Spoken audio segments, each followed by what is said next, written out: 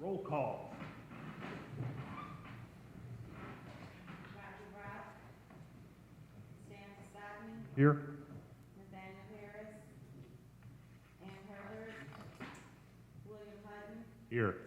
Juan Moreno, Here. Michael Pinker, Here. Kimberly White, Thomas White, Here. five present, we have a quorum. Next, we move down to the approval of the minutes of the October 19th, 2015 meeting. Do I have a motion to approve the minutes? I'll make the motion. Second. Motion and a second. Any questions or comments on the minutes? Hearing none, those in favor say aye. Aye. Those against? Motion passes. Do we have any old business? There's no old business. New business. First item under new business, CP 15-19, petition of the Hammond Board of Public Works and Safety for approval of a subdivision entitled Clay Northcott addition to the city of Hammond in conformance with ordinance number 4829, commonly known as the subdivision regulations of the city of Hammond. Secretary, did you send out the notifications for the public hearing? Yes. Okay. Mr. Poland?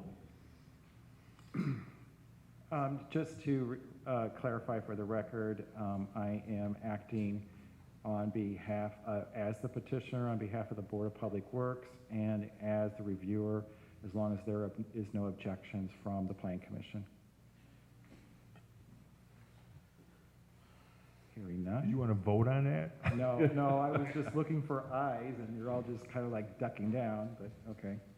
So, the property in question for this, subdivision is located at the northwest corner of Clay Street and Northcott Avenue.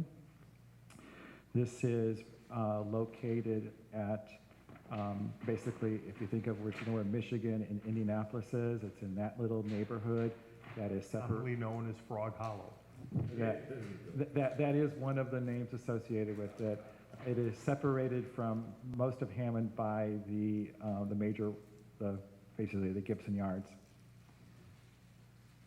The Redevelopment Commission received a request from the adjacent property owner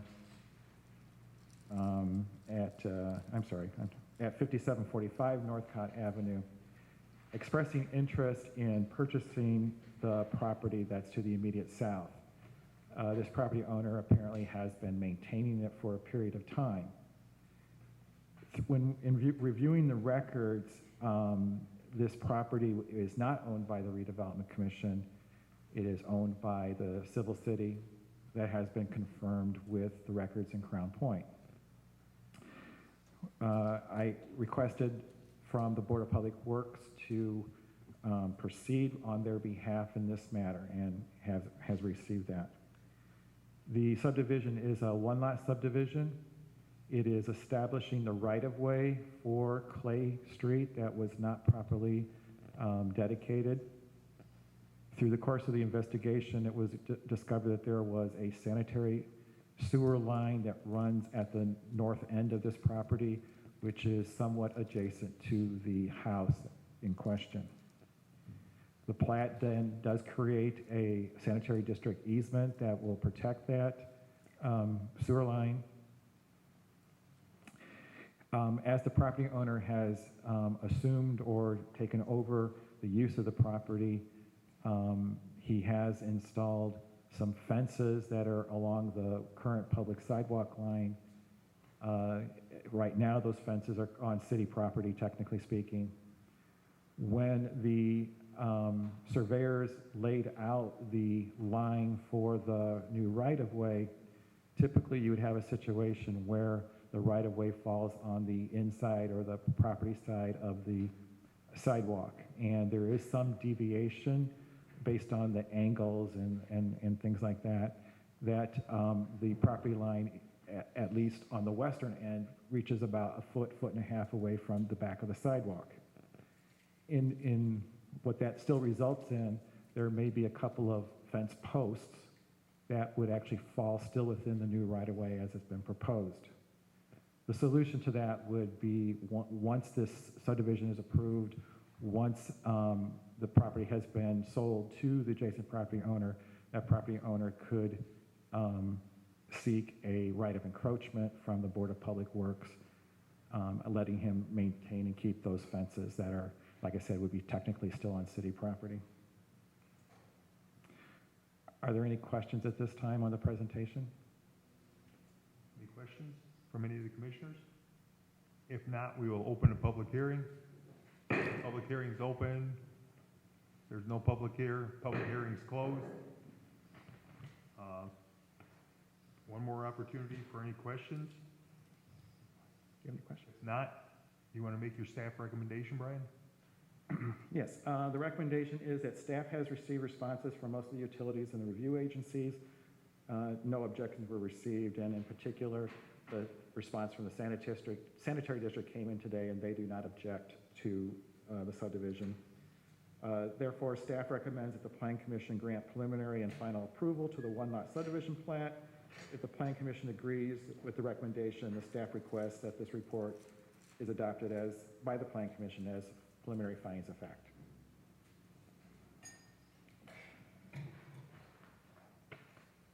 Anyone want to make a motion to,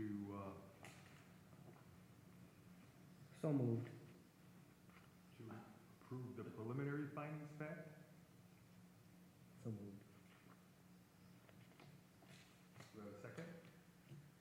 Second it. Any questions or comments? Hearing none, roll call vote? Sam Sadi, Yes. William Lynn, Yes. Juan Moreno, Yes. Michael Pinker, Yes. Thomas White, Yes. 5 ayes, 0 nays, 0 abstentions, motion passed. Now do we have a motion to grant preliminary and final approval to the one-lot subdivision plat? I'd make the motion to grant preliminary and final approval to the one-lot subdivision. I'll second that. A motion and a second. Questions or comments? Hearing none, those in favor say aye. Aye. Those against? Motion passes. Does this need to be sent to council or anything? Nope, it is final authority of the Plan Commission. Okay, so that completes CP 15-19. We move down to CP 15-20, review of amending declaratory resolution 07-2015 of the Hammond Redevelopment Commission regarding amending and expanding the boundaries of Calumet Avenue, Kennedy Avenue, and Gateway redevelopment area and to determine its conformity with the comprehensive use plan. Brian? Again, to Is there a sta- public hearing on this? No. No. Okay. Again, to state for the record, I am acting as petitioner representing the Redevelopment Commission and as reviewer as long as there are no objections. And seeing none, all right. The Redevelopment Commission passed Resolution 07-2015 recently. It is technically defined as amending declaratory resolution. The declaratory resolution is the first step in the process of creating a redevelopment district. What it is amending is the original resolution that created the Gateways redevelopment area.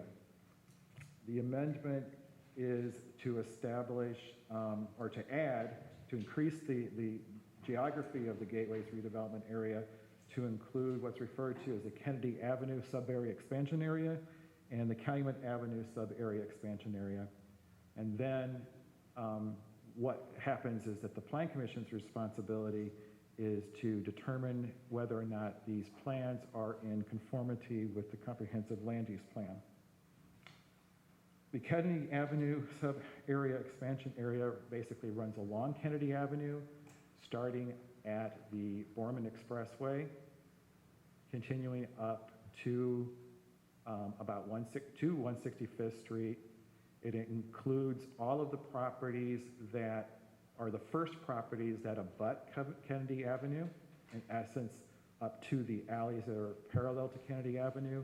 There is some deviations to that based on the size of the parcels. It also includes the properties at the northeast corner of Kennedy Avenue and 165th and the northwest corner of Kennedy Avenue and 165th. In looking at the plan, there's discussions of land uses, which is really the most relevant to the Plan Commission. There is, this, in the goals, there is identification of, I'm sorry, I lost my train of thought.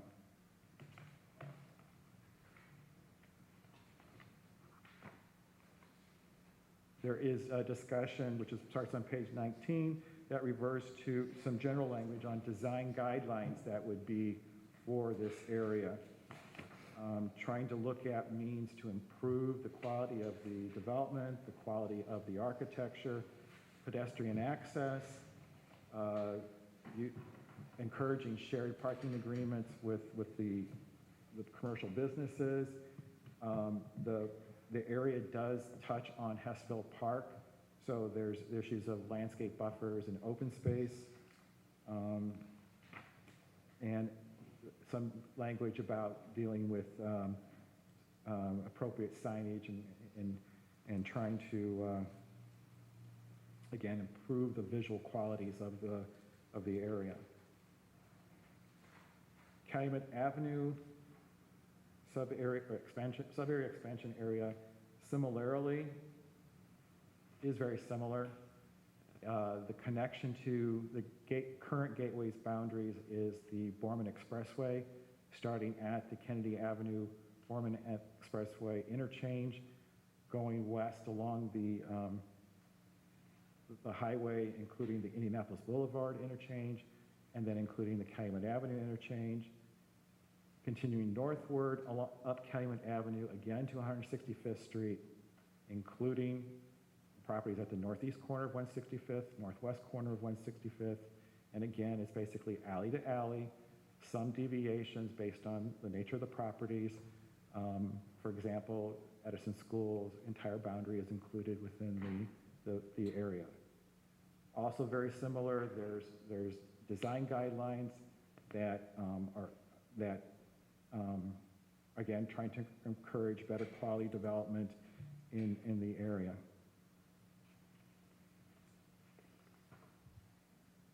In reviewing the plan, the staff as well as the consultant looked at the 1992 comprehensive plan, the 2001 Hessville neighborhood plan, looking for, again, consistency and conformity. In 2005, in the original Gateways redevelopment area plan, the Plan Commission did make a determination that that plan was in conformance. If you kind of flip to the second page of my staff report, there's an evaluation of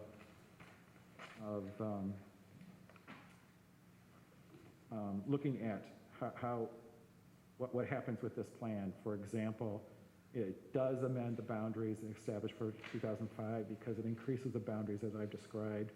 It does not amend the plan actions in the 2005 document, but creates separate guidelines and goals and objectives for each geographic area. It does not amend the land use plan in the original document, but creates land use plans that are specific to the two geographic areas. And it does not amend or modify the budget for the 2005 document, but it does create a budget for the new areas. It does not propose to amend the original plans in that it doesn't change anything about the levee, the sewerage, park and playground, and other purposes. It doesn't change the proposed uses in the original plan. It doesn't change any rehabilitation guidelines in the original plan because basically there were very minimal ones there, but it is adding new ones into the new areas, and it doesn't change anything about the public ways. So that's the presentation. Are there any questions?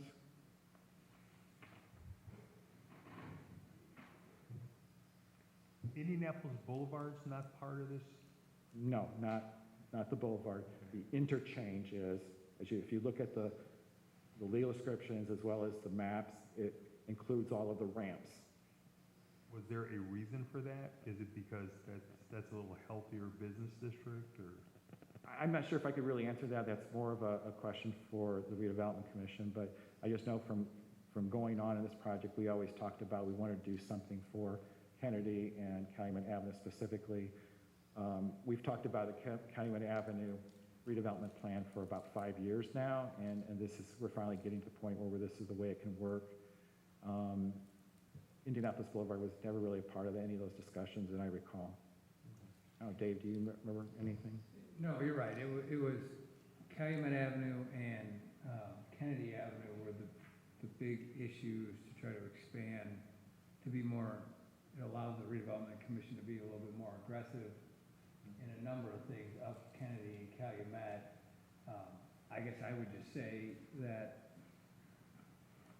I'm trying to, There's a lot more vacant. once you start going up Indianapolis Boulevard, then you get north to like the Woodmar Mall, and isn't that part of our area? Woodmar Mall is in Hammond Central redevelopment area. Right, so you have the Hammond Central that's already encompassing part of Indianapolis Boulevard. So this was a way to sort of expand, get to the two main areas of concern, which were Kennedy, and it's a natural expansion off of Kennedy because of where the gateway allocation area is now, and then we wanted to get to Calumet as well. Any other questions from any of the commissioners?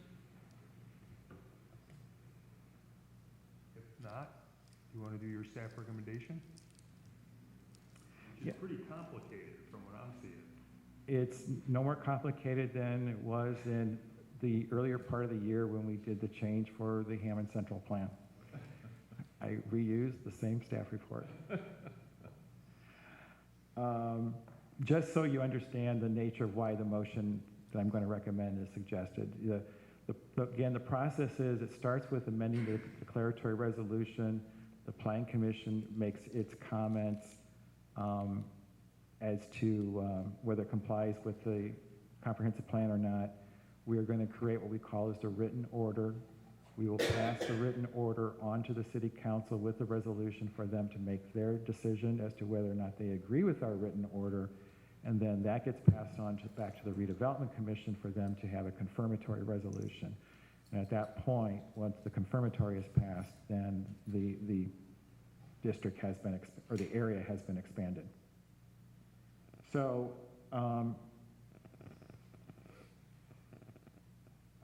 the staff recommends that the Plan Commission adopt a first motion, and there's 4 points of this first motion.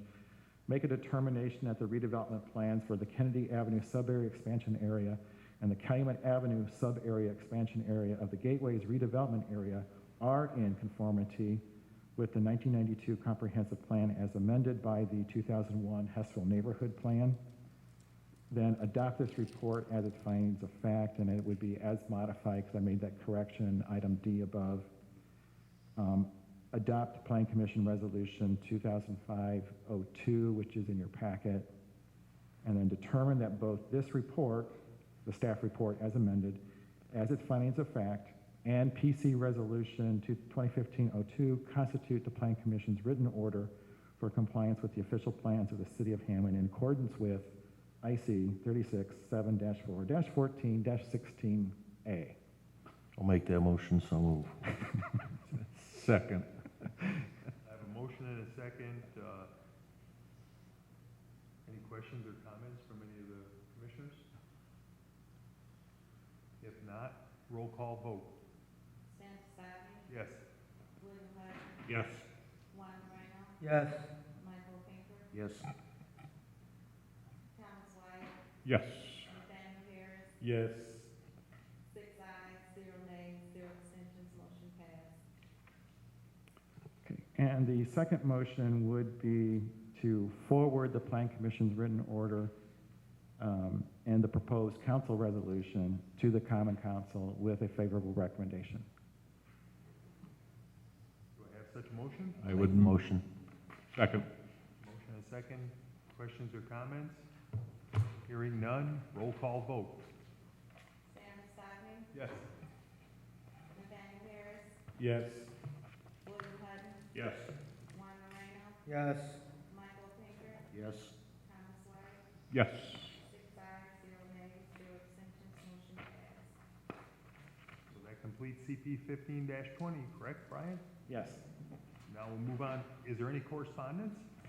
The correspondence that is in your packet is a memo from Shannon about the mayor's 12th annual Christmas party, which is just Friday, December 11th, from 5 to 10 at the Hammond Civic Center. We would just ask that you contact us, meaning Shannon, to RSVP. Any commissioners' comments? Any staff comments? The other staff comment in your packet is, please note that we have the 2016 meeting schedule.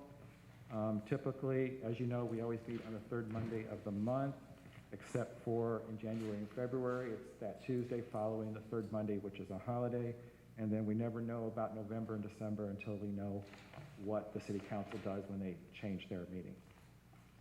The other thing I want to say is that we do not expect to have a meeting in December, which I think everybody's going to be happy about because our meeting date would be December 21st. With that, I think everybody is aware that Stan is retiring. And on behalf of myself, I would like to thank Stan for all the years that I've worked with you. It's been 26 years that I've worked with you. And as much as Stan and I like to play with each other, poke fun at each other, Stan, how many times have I told you, please do the motions correctly, you know, and Well, I've finally gotten to be really good at it. yeah, right? I Just before I know. retired.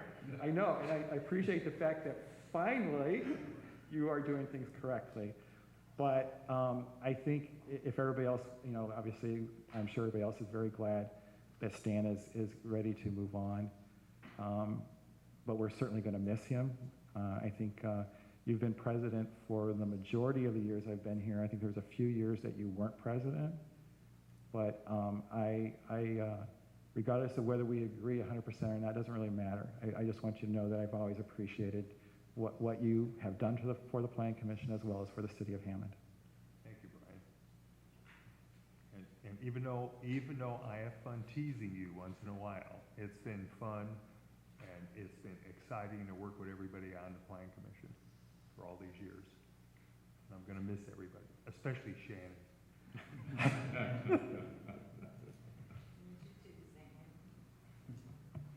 Okay, any public comment? Do I have a motion to adjourn? That motion? Motion and a second? Second. Those in favor, say aye. Aye. Those against? Motion passes. Meeting's adjourned.